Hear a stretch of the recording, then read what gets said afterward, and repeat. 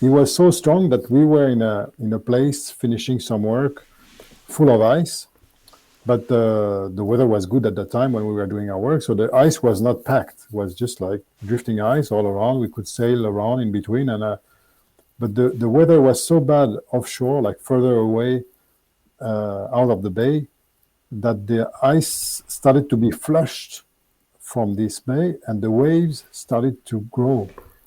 And usually we like to shelter in between the ice and wait because it's flat, it's nothing is happening.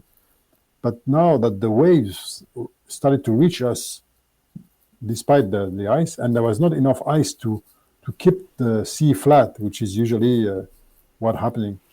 So we ended up being stuck in the ice, packed because of the wind, but not enough ice to calm the sea. So we were in the ice, but with big waves. Wow. And then our boat was really bumping into the ice floes all around for hours and hours. And in the end, we really thought the boat was going to be smashed and crashed.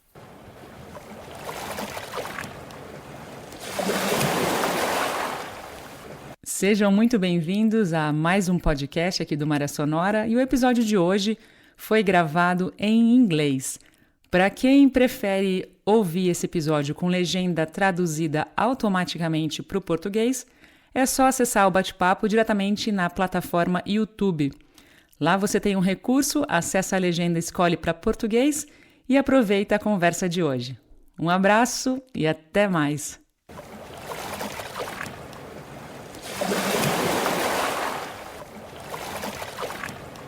Welcome to Maré Sonora podcast. This is a podcast with inspiring stories somehow related to the ocean. And I'm very happy today to receive a guest far, far away. I'm in Italy. He's going to tell you where he is now. So Eric Brossier, very, very welcome to Maré Sonora podcast. I hope I said your name correctly. Perfect. Thank you very much, Marina. And tell us, where exactly are you at the moment? So I'm here in Saint-Pierre and Miquelon. These are French islands close to Newfoundland, Canada. So we are on the coast, to the east coast of Canada, in the North Atlantic Ocean. Today is -8, so not too cold, but it's pretty cold for this place. And because of the ocean, it's not so cold winter. And it's a very tiny place. Only 6,000 people are living here, and this is where we are based with my family and my boat since 2021. And were you born in France? Because I read something, maybe you were born in Japan or you were raised in France. Where do you come from exactly, Eric? Yeah, I'm born in Japan, that's right. But I'm French. My parents are French, and they were just living in Japan for a couple of years, and that's where I was born. But I must say I didn't stay a long time. I cannot speak Japanese. I just visited Japan again once when I was 30 years old with my boat. It was a nice trip. But no, it's just come like accident. But my origins are French. Yeah. Because I read it when I was reading about your bio prior to talking to you and preparing for our chat. I saw that you were very happy to be able to sail towards Japan when you were doing the circumnavigation above the Arctic Circle. And I was like, oh, he's in French or he's Japanese? I have to ask him before anything else. Yes, no, that's right. But the project was amazing because I bought this boat to support science in the Arctic. I bought the Vagabond in 1999. It's really a boat designed for the Arctic. But the Arctic route is also the shortest one to go to Japan by boat compared to the southern route going through around the Middle East and then around Asia. So I said, okay, I'm going back to my birthplace by the shortest route with my home boat to know more about the Arctic. And so it was a bit of a challenge, of course, but really great welcoming when we arrived in Japan.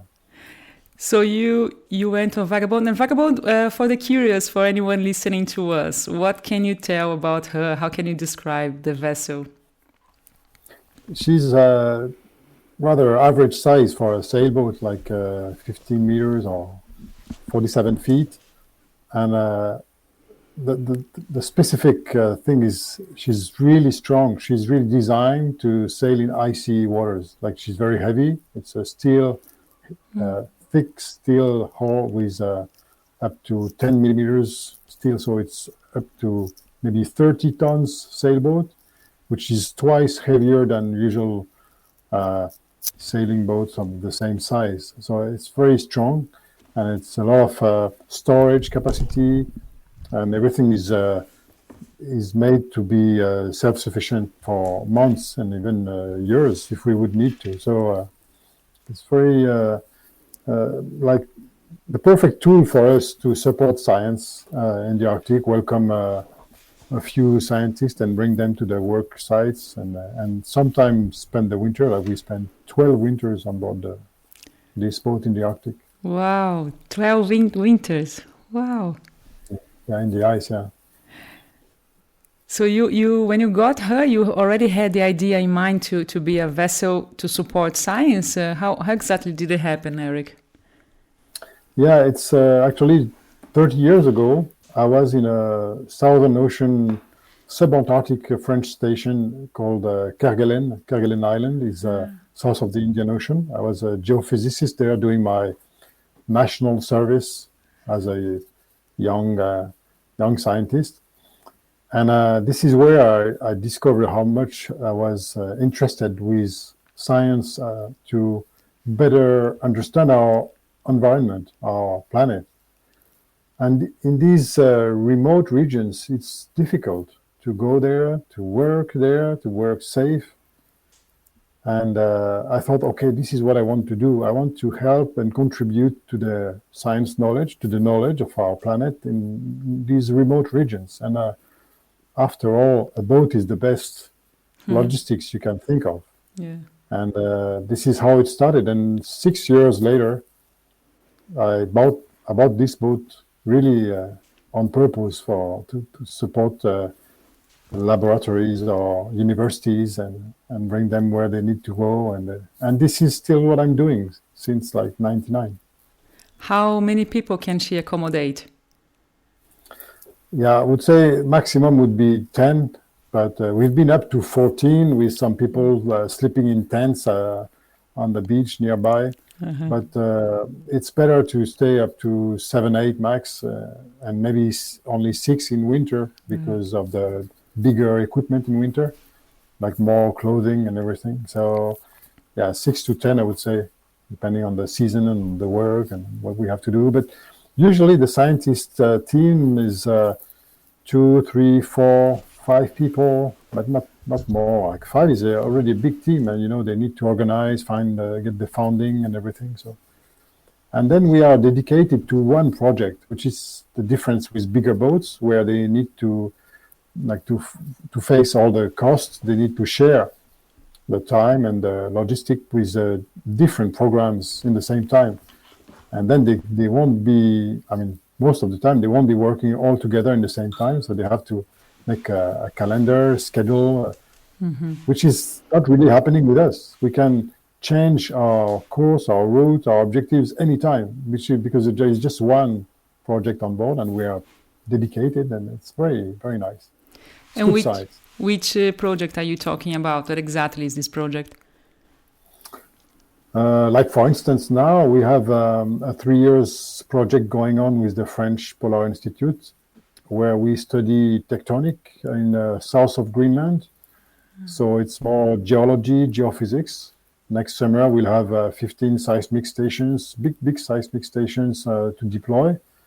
In winter I'll have to do some maintenance of the stations, and we will recover them the next summer, 2025. So that's a 3 years project. We started last summer and did some field geology and sampling, and the idea is to better understand how all this is happening tectonic. We don't know so much about the tectonic, the drift, continental drift, and we really need to better understand how these all happen and where are we going now. What's going to, which plate is going where, and So it's really like a investigation, and the geologists are so excited doing this investigation, but the story started 1.2 billion years ago. So it's another scale. It's just fascinating to work with them, but still connected to our daily life, to understand where we are going with like so many questions we have, of course, now regarding the future. So it's all science approach is different. And another project we work for since 2015 is what we say sclerochronology. It's a special field, a special science to study the gross layers of one specific algae, or it could be also some bivalves, some shells in the ocean. But in this case, we study mainly coralline algae, which grows. It's this kind of pink color algae that grows on rocks. All divers, especially in cold waters, they have seen this. It's pretty much all over, and it's growing very slowly. The body, like corals, there is a carbonate structure, and these growth layers, like growth layers for a tree, they will tell us the conditions of the ocean every year. So if we find a specimen that are centuries old, which is the case, like in Labrador, we found up to 7 centuries old coralline. Wow. So we have the history on the 7 last centuries of the ocean. If the ocean was warmer, colder, if there was more ice on top or less sea ice, because if there is lots of ice, there is less light, and the algae will not grow so fast. If there is no ice, more light is coming, and then the growth layer will be thicker. So it's a very interesting archives on the climate, on the ocean. And my job is to bring the scientists and to dive, to look for this coralline algae, and to dive and sample this algae. And how I So was... that's one of the projects also. Sorry to break you. No, go ahead.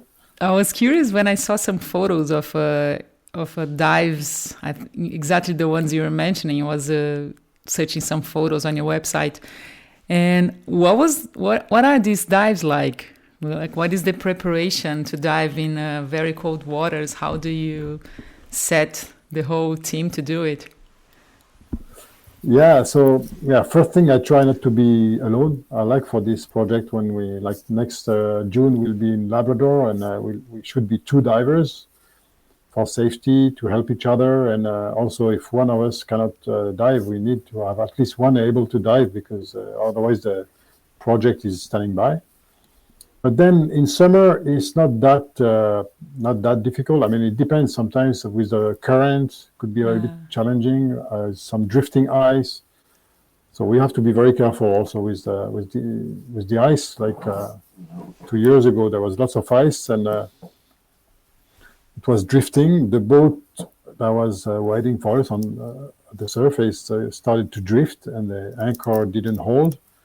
So we noticed that the engine started. My wife, she was on board the ship, so she started the engine, and so we had to finish our dive. By the time we came up, the boat was already drifting, and there was just like covered with ice on top. So we had to find a little gap to squeeze in between the ice and pop and jump on the ice. But our equipment is very heavy, so it's not easy to go on the ice. We are not like seals or polar bears. And there was one polar bear not too far. He was kind of watching us, so he stayed in a distance. So this was a good thing. But sometimes it's a little bit challenging, and we need even more preparation when we dive in winter. Then in winter, it's so cold. We have to prepare with a warm shelter somewhere. It could be just a tent, a very quick to set up, pop-up tent we put on the ice. We turn on a stove, just a camp stove or something, and then we can get ready in a warmer place, and our equipment is not too cold. Okay. And we don't get too cold.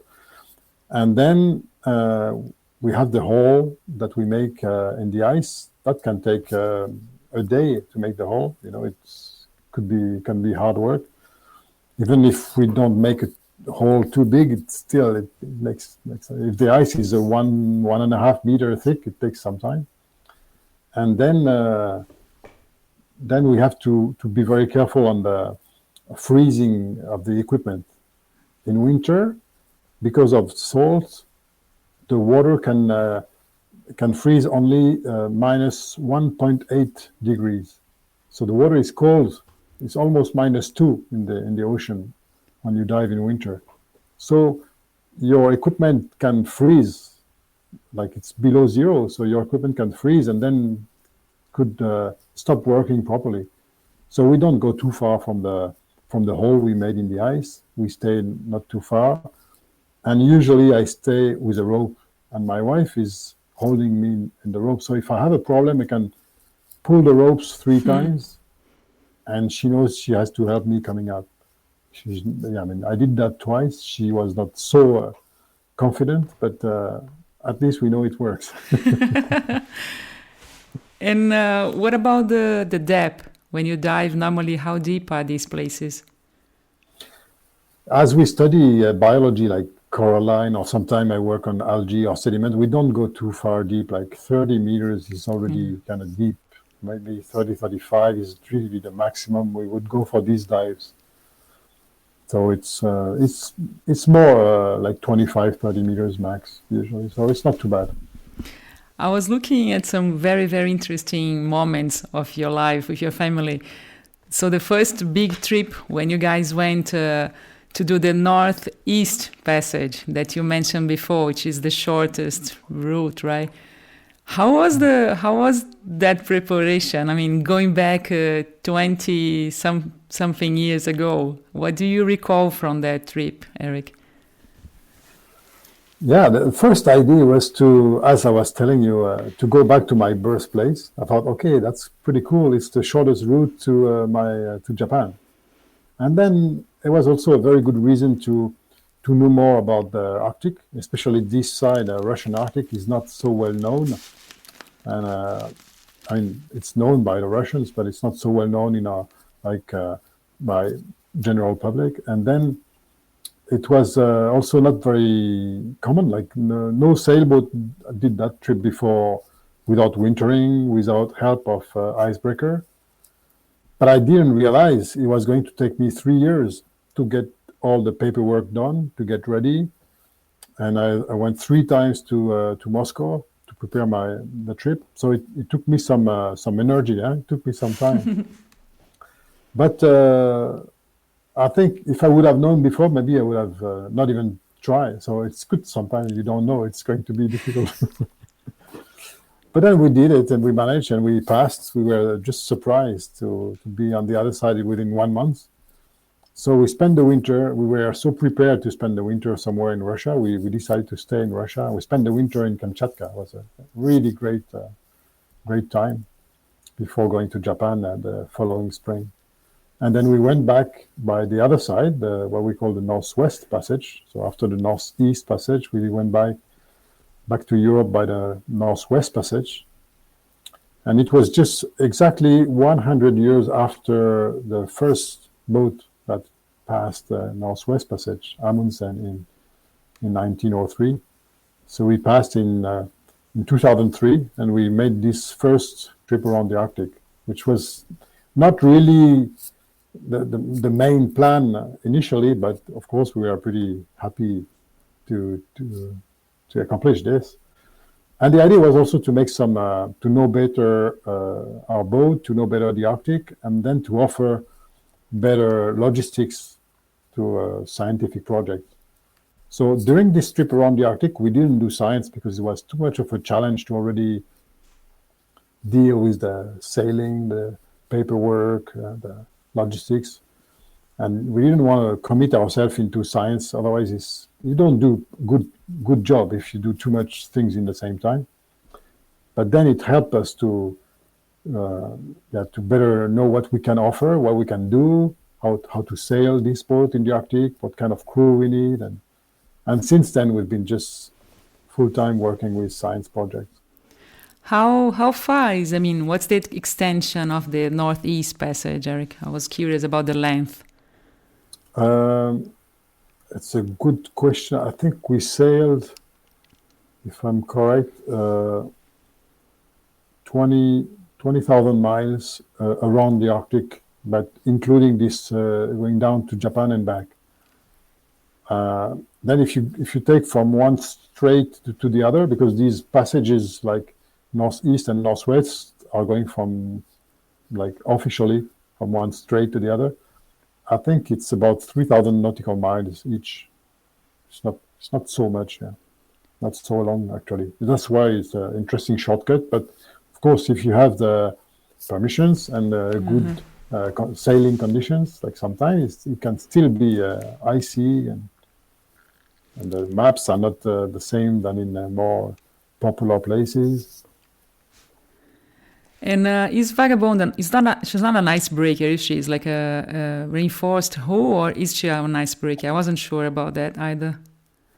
Yeah, I would say it's a very, very small icebreaker. Like, okay. in regards that the bow is ice-breaking type, not like other sailboat.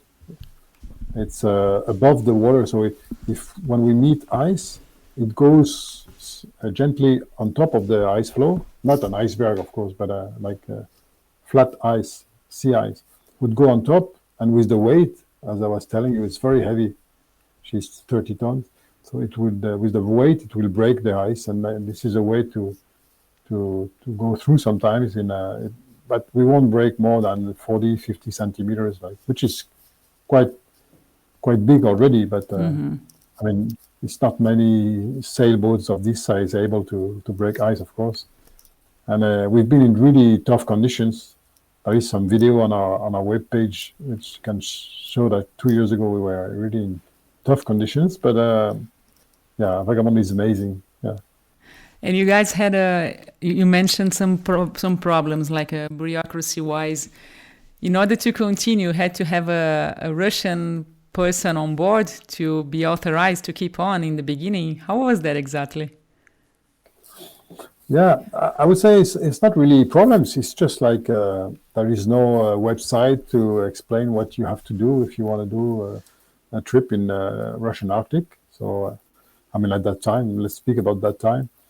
So it's just you have to understand the laws and the regulation by meeting the right people. So it takes a lot of time. And in Moscow, I was talking to the head of the administration of the Northern Sea Route. This is how the Russians call the Northeast Passage. They call it the Northern Sea Route. Ah, okay. And they said, okay, you're good to go. You don't need a pilot because we've sailed already 2 seasons in Greenland. They've seen what we could do, and they said, I don't think you need a pilot. You're good to go. But then in Murmansk, the harbor authorities and the people dealing with the paperwork at our departure, they said they would rather have us with a pilot. But then I explained we had no budget for that. We didn't prepare, as the Moscow people said we could go without. And then they helped us to find a retired pilot that was volunteering to join us. And then everybody was happy, you see. That was solutions, and everybody was helpful. And 7 years later, I kept good relation with the authorities. I was myself a pilot, ice pilot, in the Northern Sea Route in Russia again, on board a different boat, a bigger boat, expedition boat too. So it's just a matter of trust and good relations and experience. And what do you remember in terms of wildlife experiences? Because I saw in some of your videos, I believe you are probably one of the persons who most frequently have encountered polar bear in your life, right? I imagine you probably lost the count of how many times you saw a polar bear. What can you tell about that one? Yeah, for sure. Yeah, some people would be living all their life in polar bear places, so they would probably see more than us, of course. But we've been in places where we really up to 14 bears in one day. So yeah, it's been 14, sometimes 40, yeah 14 14. 14 Wow. and that's breakup time when the ice is breaking up, and then you have a lot of seals enjoying the sun on the ice, and then it's the last chance for easy hunting before the complete breakup, like when the ice starts drifting away. And in Svalbard, we saw almost 800 polar bears. We counted, like some could have been the same. They come back in a few days later. I'm not too sure if the same, but we counted 800 visits, about almost 800 visits at the boat in 5 years. But since then, I stopped counting, because this was already year 2000s. So. But we never had, the main thing is we never had any serious accident, except one of our dogs got killed once because he was just disturbing too much, and we didn't hear the bear coming, and I guess the bear wanted to mainly play because he didn't even eat the dogs, and the other dogs didn't get hurt. So not too sure what happened exactly, but that's the only accident we had. Otherwise, we always have a good time watching each other. Like the polar bears would be very curious and come sometimes closer and watch. And any time in the year, I could be in winter or in summer. And if they get too close now, we know at some point we have to make some sound. That it could be just a pot. You don't need we don't use any rifles or ammunitions anymore. I mean, we have them in case, but we hardly use them, and just make some disturbing noise, but just when the animal is very close, and that's enough. That's enough. So we've been learning how to live together. Yeah. This period that you spent 5 years wintering in Spitsbergen, the biggest island of the Svalbard archipelago in Norway.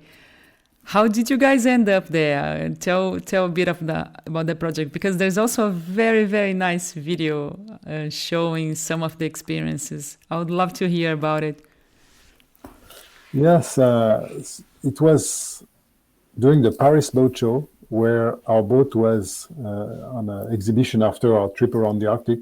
They invited us to be there, to be guest of the boat show. That the one scientist came and said, "Okay, well, what are you doing now? And I have a project for you in Svalbard."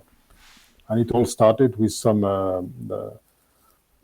support from the French Polar Institute, and then came the International Polar Year, and then in the end we renew and keep renewing our projects, and more science and different countries, and all this European Damocles big science project. And that's how we stayed 5 years in a row. And we stayed on the East Coast, which is the cold coast where you have sea ice 9 months a year. You have nobody living on this side. Everybody is living on the west coast of Longyearbyen, of Spitsbergen, because of warmer currents makes the fjords and the ice not too much in this side. So you can sail and you can access the west coast much more easily, which is not possible on the east coast. We were really remote in the ice, but beautiful. And after these 5 years in Svalbard, we knew what it was to do science, winter, summer. We were sailing around in summer, and we knew what we could do for science with our boats. But we are missing real Arctic culture, which doesn't really exist in Svalbard, because no population never reached these islands before recent days. So when we had the opportunity to work in Greenland and Nunavut is the Canadian Arctic, that's how we moved on this side. And then since then we've been working mainly in Nunavut and Greenland. So it's our first winter there was 12 years ago already, even 13 years ago. So that's where we spent all these last 12 years, mainly working, summer and winter. But in Spitsbergen on the island, so you're sailing around when the ice melted in the summer, and then you went back to the same spot where the ice would block the boat and stay there analyzing the air conditions. What exactly were you doing when you were winter in the archipelago? Yes, that's right. In summer we would sail with different science projects in Svalbard, sailing around. September we would have been preparing Vagabond in Ny-Ålesund. It's the International Science Station north of Svalbard, on the west coast. So with the support of the station, we would prepare Vagabond and then sail back to the east coast. And the freeze up was in sometime in October. Okay. It was the beginning of the dark period. Like for 3.5 months, you had no sun, and the breakup was only in July. Around between, I think all the breakups were between 15th and 20th of July. So pretty sharp schedule. And a long winter then. From October to July is winter. October to July. So you have only August to sail around and September to get ready for the next winter. So it was pretty focused on winter. And the main project was to study the sea ice and to contribute to a better model of sea ice, to understand the dynamic, the geophysics, even the biology of the sea ice. So we had all type of measurements to do all year long, ocean measurements, snow measurements, ice measurements, and also atmospheric measurement, like with all kind of tools and instruments. Sometimes, of course, we would welcome scientists for 1 week, 2 weeks, and sometimes we would just keep going the routines on a regular basis, like every second day, every other day, we would do the field work. So it was really very interesting. And this is in the third winter out of 5, we got our first child. She was not born on the ship, but almost. We got a support from the governor, the Svalbard governor, and we could access to the nearby. I mean, the closest hospital where they give birth is Tromsø, so Northern Norway. And then we were back on our boat. She was 10 days old or more or less. Can't remember exactly, but maybe 8 days. So it was really, really quick. And this is how we started. We started we kept going the project, and it started to be a family project. Yeah, it's incredible. You can see some footages with the first one, of the first daughter, and playing on the sledge and going with your partner and the dogs too, to melt the water, to make water. I mean, to catch the ice and then to take on board and melt it. It's really incredible, those footages. Yeah. We learned to have a very, very simple life actually, but it's very pleasant. You feel you are not wasting anything. You are really enjoying your environment. You are not disturbing your environment, especially when you're wintering. You're not running any engine. It's very quiet, and you feel you are part of the landscape completely. And we just take what we need: a little bit of sun and wind for power, and ice for drinking water.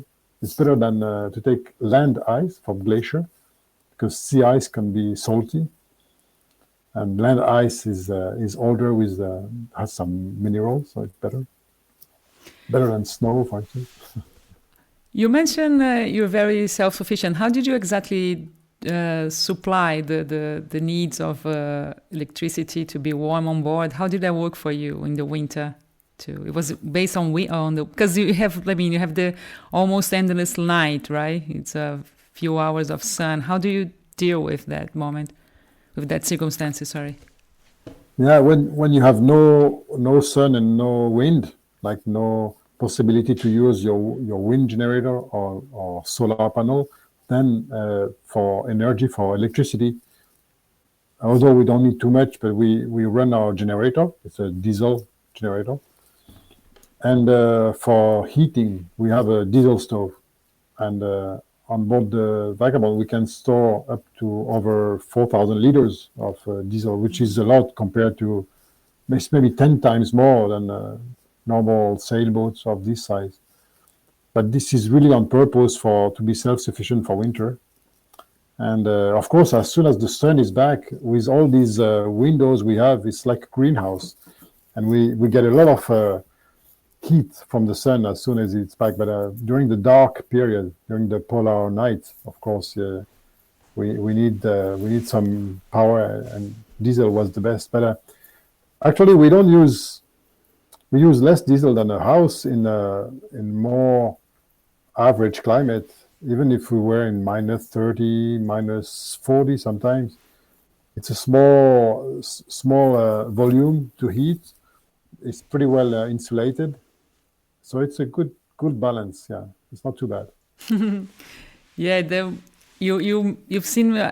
We say just a few minutes before. You probably have had many encounters with polar bears, and also I imagine with northern lights, right? You have probably seen so many. How were these moments for you? I think one of the best thing I like to do is just to go out, stay on the ice, well dressed with my camera, just to pretend I want to take pictures. But it's a good way to stay out and watch. Really, this it's a complete show. It's really when the northern light is strong, all the surface of the snow turn a little bit green, and the atmosphere is just like incredible. You cannot be you're never fed up with such a nice beautiful show. Yeah.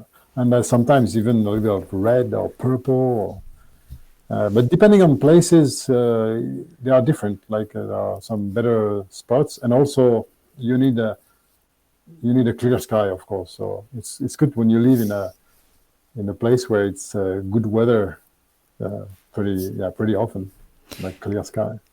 Do you remember one particular occasion that that happened, a special one? Like if you could say, well, just go to this or that country, it's more likely to see northern lights. What would you say about that? Do you recommend any spot in particular? I think for Europeans, it's good to go in Northern Norway, but inland. If you are along the coast, it's probably more clouds, more snow, precipitation, more clouds. So if you go more inland, you get better weather and like clear sky, and then more chance to watch them. And it's a very good spot to watch northern lights. But then if you are more on the America side, you go in North Canada, same thing, more inland, not too much towards the ocean to get better weather. But just look for access to Arctic from where you are, and then study the weather, the average weather, because you want to be in a clear sky region. There is a Brazilian guy who lives in Alta, north of Tromsø, and he does a very interesting job. He's explaining mostly like geographically confusion that normally people do between northern hemisphere and southern hemisphere, and he talks about the northern lights so much, so beautiful. And it's a tiny place north of, I don't know how north from Tromsø, but it's meant to be a very frequent place to observe the northern lights from Alta. Have you been there? Yeah, we've been in Tromsø in winter, but not in Alta. But no.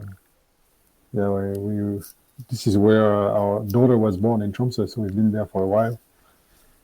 And it's pretty well-known place, for sure. Yeah, and also the moonlight on the snow is beautiful. Just a full moon, on the snow.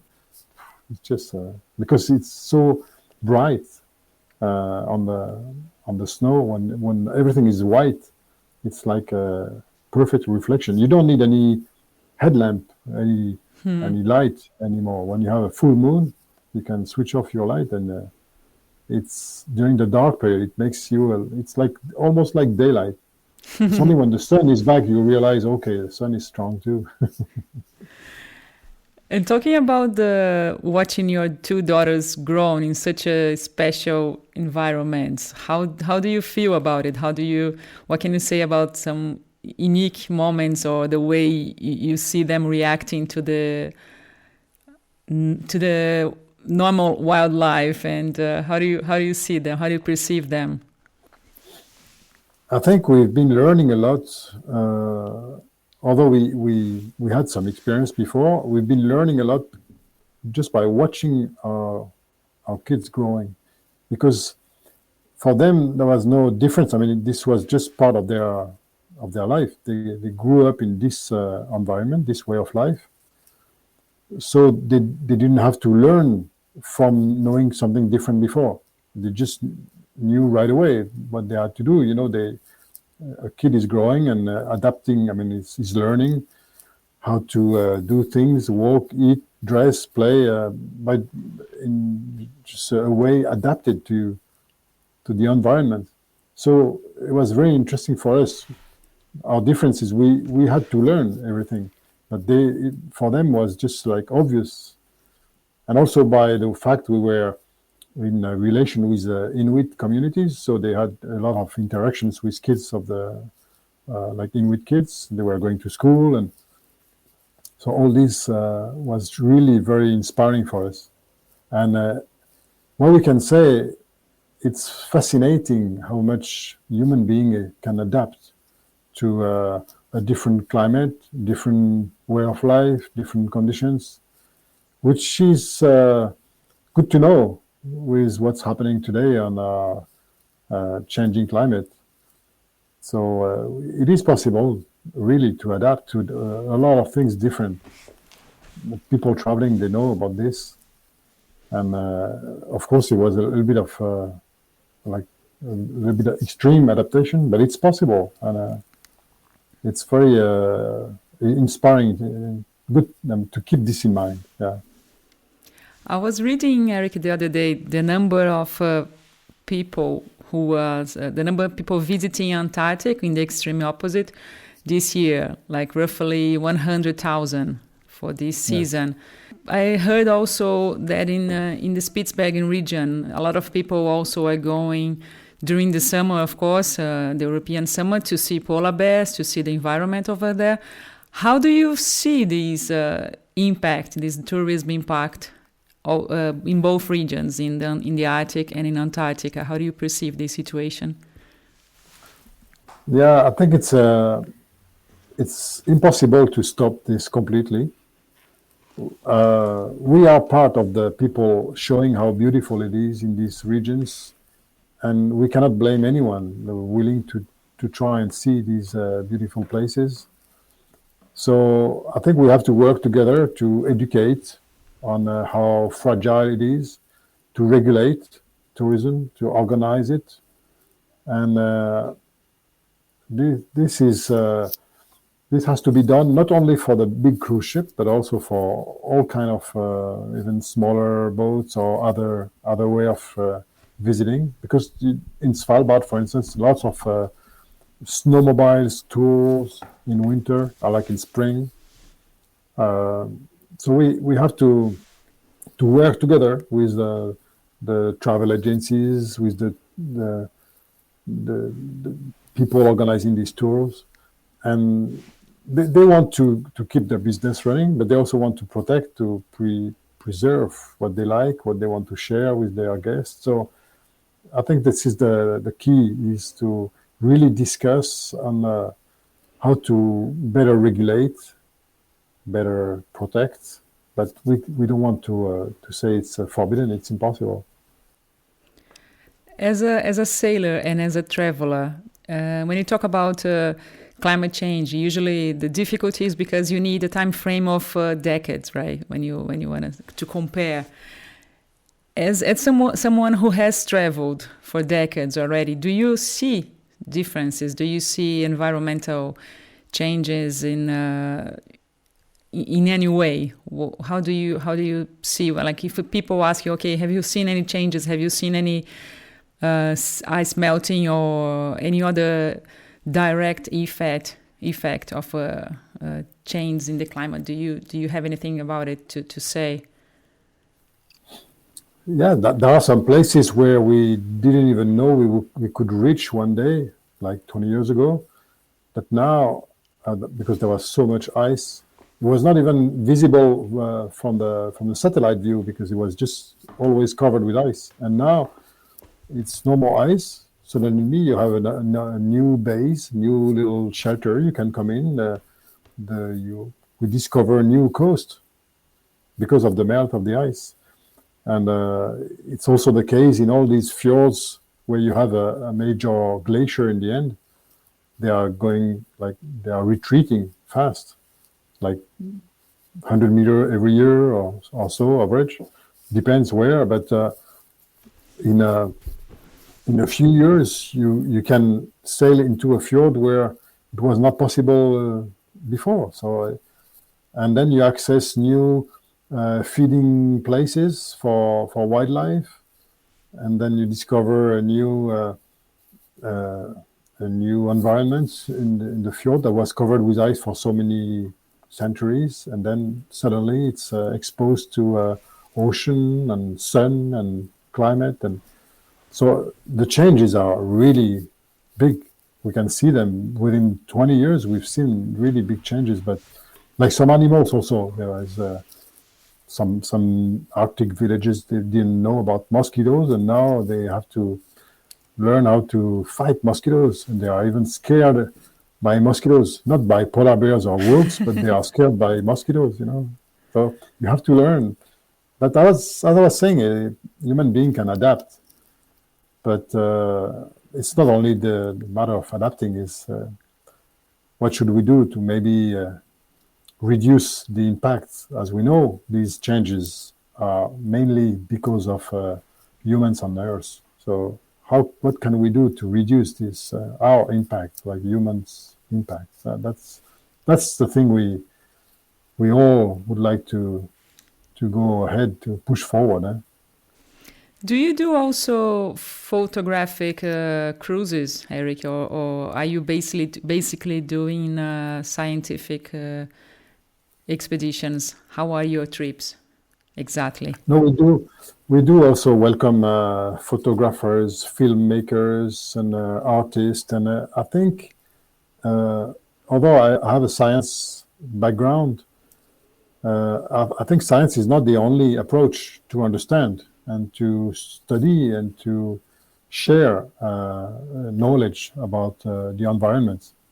So I think it's very important to be open to all kind of means of sharing the knowledge, like what you are doing by allowing some people like me to share, what we are doing, what we are discovering. And I think we need all kind of approach and sensibility. So we are always happy to have photographers and or filmmakers, journalists, artists. Very happy to know that. Yes. Speaking about your trip to Devon Island, I think. Please correct me if I make any mistakes. You went through a very tricky moment in 2022 that the boat was trapped in ice. I would like to hear about that episode. Eric, please. Yeah, that's really one sign of the change, like climate change, because the weather forecast is more and more difficult to be accurate. And we had like bad weather that was forecast, but not as bad as we had it. Actually, it was so strong that we were in a place finishing some work full of ice, but the weather was good at the time when we were doing our work, so the ice was not packed. It was just like drifting ice all around. We could sail around in between, and but the weather was so bad offshore, like further away out of the bay, that the ice started to be flushed from this bay, and the waves started to grow. And usually we like to shelter in between the ice and wait because it's flat, it's nothing is happening. But now that the waves started to reach us, despite the ice, and there was not enough ice to keep the sea flat, which is usually what's happening. So we ended up being stuck in the ice, packed because of the wind, but not enough ice to calm the sea. So we were in the ice, but with big waves. Wow. And then our boat was really bumping into the ice floes all around for hours and hours. And in the end, we really thought the boat was going to be smashed and crashed. It was really hard, even hard to speak. It was so loud, the bumps and the shocks, and it was not for a few minutes; it was for hours. So we got scared. Huh? We thought we had to evacuate and take all our emergency gear on the ice. But then what? Nobody around. Helicopter could not. There was no helicopter around. No icebreaker around. It would have taken maybe a few days to reach us. So we don't even know if we would have been able to wait for help on the ice if the boat would have sunk. So luckily, Vagabond is strong, and so we have nice more bumps on the hull. We had to work a bit on the propellers and cages, but we were safe and good to go still. So it was really impressive. Yeah, there is a little video on our website. Yeah. Yeah, you can see also a family of 3 polar bears coming approaching you in the rough conditions. It's pretty impressive, that footage. I was looking at it before speaking with you. It's really amazing. Yeah, and we felt so stupid, like trapped in the ice, not able to do anything, and they have so facility to move around, to jump on the ice. So yeah, you can see that even if humans can adapt, not as much as polar bears. Huh? It's so amazing. Yeah, it seems so easy for them to walk over the ice, and it's and you can see the swell, the massive wave. It's more than a swell, right? It's like a wave, and they seem so comfortable in the on the platforms. Yeah, they are. It's really fascinating. Yeah. What about the human experiences with the indigenous communities up north? Like, what experiences do you recall sharing? Because you said your kids go to school with locals, and what do you remember about those sort of interactions over the northern countries? I think we were very well welcomed because they could see right away that we enjoy living in these regions, and we were with a family. So it was not a sport expedition or extreme expedition. It's just our way of life. And it made us very close to Inuit culture. And we've been really very well welcomed. And now we have friends in the villages where we spend the winter. Mainly 3 of them we spent winters, and we have really good friends in these places now. We still feel home. But by the way, if we go back there, it's always welcome home. So it's we made strong relations. We were part of all the events in the villages and in the communities for anything like Christmas or Easter or the return of the sun or the end of the school or whatever. There's always something happening, and we were so happy to share this life when it was possible with the communities. What do you think about the polar regions? What attracts you the most? What makes you so passionate about these parts of the world comparing to, let's say, the majority of people say, my dream is to go to French Polynesia, to sail in the Pacific, in the South Pacific, tropics, whatever. For you, how do you see the polar regions? Why are you so passionate about those areas? I think this is one of the reasons is you can probably travel for long distance without seeing much impact from people. Like no roads, no harbor. Sometimes for a huge region, no even a cabin, no house, no cabin, nothing. And sometimes you don't see anyone for days. So you feel really in a region like it has not changed for centuries and for 1,000 years. So you feel like very lucky to be in such a pristine region.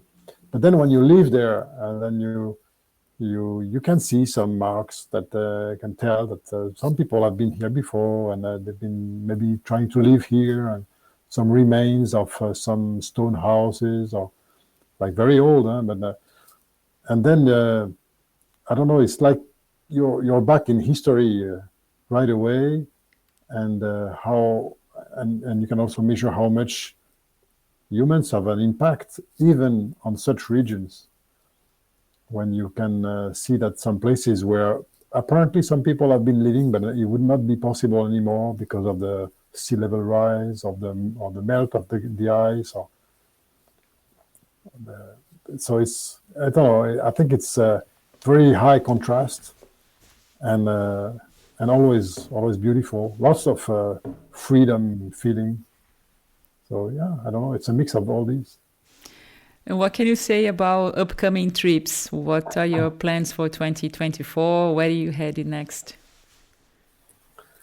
Yeah, for first we'll be going to next island, Newfoundland, for a skiing trip, just to enjoy winter, but no science, just for for pleasure. But with Vagabond, we'll be in Labrador doing these dives to collect coralline in June, July. And then in July, we'll keep going with this geology project. And again in 2025. And our family will be based again in France. We will leave these Saint-Pierre and Miquelon Islands and go back and be based in Brittany, starting in September. This is because there is no university here, and our elder daughter, she's going to enter university in September. So we will follow her and move to France. You're moving back to France next year. Yeah, so we are not going to spend winter on board Vagabond now, because we want to support a scholarship for our daughters. And we never found university on the ice, on sea ice, like in the high Arctic. So this is why we focus on summer projects for now. But I'm honestly looking forward to work also in winter for new, more science projects one day. And just to finish our chat today, Erica, I would love to hear your analysis, your thoughts, because I read when I was watching the video about this event in 2022, you were saying that how much you still need to learn, how much there's always something to learn, even though you have been in rough places that normally not a lot of people go to. What have you learned from these experiences sailing in the Arctic regions and in the Northern Hemisphere? How do you perceive yourself after those many years?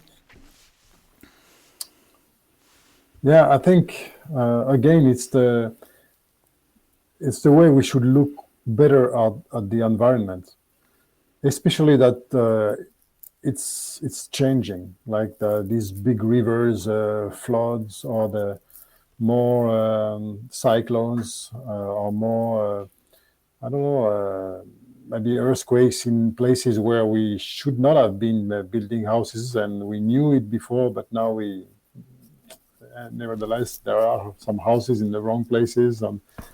So all this, I think we could do better if we would watch and observe and share the knowledge we have, and even from our ancestors. And then we could probably find a better harmony of humans on Earth. So I would say, in other words, connect or stay connected or reconnect with nature and environment. And we are part of it, and we have no option when you sail when you live on a sailboat. You have no option by watching the weather, watching the ice conditions, watching the sea conditions, and even more in the Arctic. So this is the main lesson.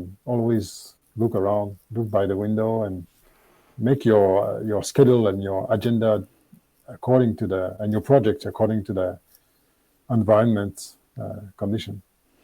I have to say, I'm suspicious to say that, but I'm a super fan of French sailors.